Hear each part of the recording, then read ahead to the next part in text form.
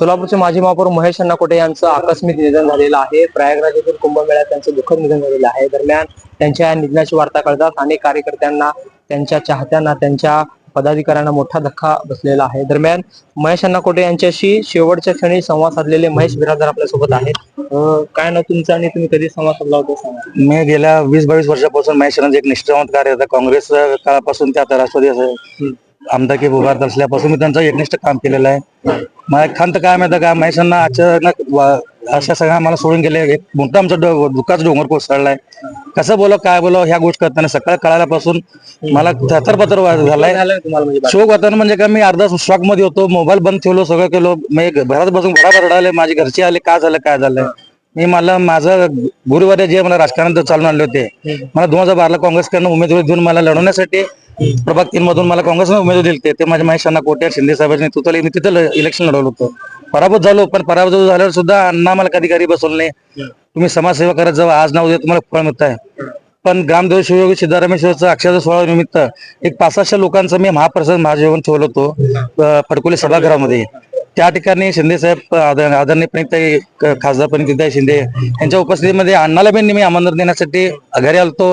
मग अण्णाला ज्यावेळी संवाद साधलो 12 तारखेला, अण्णा म्हणले मला मी प्रयागराजला आहे, त्या ठिकाणी मी शाही स्नान करणार आहे, त्याच्यामुळे मी शकलो नाही. मी आल्यावर तुला भेटतो, येतो, करतो, असं संवाद माझे साधले. 12 तारखेला फोन लावलो काय म्हणले अण्णा, मी शाही स्नान करतो, केल्यावर मी परत येऊन तुम्हाला भेटतो, येतो म्हणले. हे असं बोलल्यामुळे सगळ्यात मोठं खंत मला काय माहिती का, शेवट वाक्य मलाच बोलले. एक सच्चा कार्यकर्ता देखील अश्रू येत आहेत काय, पण आमचं छेद केलं ना ते. आणि कार्यकर्त्यांना त्यांनी मोठं म्हणजे काय, सगळ्या जाती धर्माला घेऊन चाललेले महेश अण्णा आहेत. काय सगळ्यांना घेऊन चाललेले लोक आहेत ते, सर्व धर्म कार्यकर्ते. त्यांच्यासारखं नेतृत्व आणि नेता भेटणार बी नाही. रागवणार नाही, कधी हे करणार नाही. राग म्हणजे काय, आम्ही किती बी रागावून गेलं पण अण्णा असले की आमचं राग शांत होत होतं.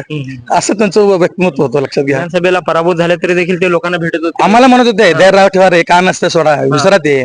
अजून आपण परत जोमाने लढू, परत महापौरला आपण तयारी करू, जोम्यान लढू. त्यांच्यामध्ये माघार शब्द नाहीच कुठल्याही गोष्टीला ना सांगायचे. म्हणजे काय, किती वर्षापासून त्यांना, मी जवळजवळ 20-22 वर्षापासून अण्णापाशी आहे, अण्णाच्या संपर्कामध्ये, काँग्रेस पासून ते आता. एक निष्ठावंत कार्यकर्त्याला अखेरचं बोललेलं माझे रेकॉर्डिंग आहे. काय बोलले अखेर तुम्ही सर्व लोकांना मी रेकॉर्ड ऐकू घालतो. महेश अण्णा कोटेंना एक निमंत्रण त्यांनी दिलेलं होतं बिरादर यांनी. अक्षता सोहळ्याला फडकुले सभागृहामध्ये जे महाप्रसाद ठेवलेला आहे, अण्णा आम्ही असं प्रसाद ठेवलेला आहे, तुम्ही या. त्यावेळेस अण्णांनी काय बिरादरांना सांगितलं, त्यांची एक कॉल रेकॉर्डिंग देखील आहे. खरं तर हे निश्चितच एक कॉल रेकॉर्डिंग देखील सगळ्यांना मन हेलावून टाकणार आहे, कारण महेश अण्णा आज आपल्यात नाहीये. नमस्कार ना. नमस्ते. दोन घालतो काय लागत, कॉल रेकॉर्डिंग. दोन घालतो काय लागत, मग गावाला गेले म्हणले तुम्ही आमंत्रण द्यायचं होतं. उद्या आहे ना सोलापुरात?